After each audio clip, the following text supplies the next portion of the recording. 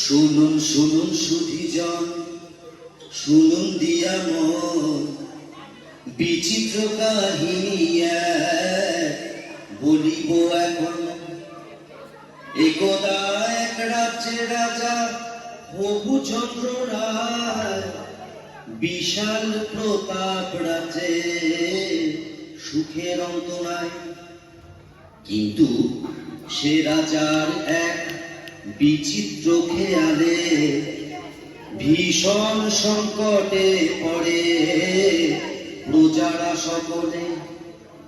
কিভাবে হইল সে সংকট মোচন, সে কাহিনী শুনুন সবে করিব বর্ণন।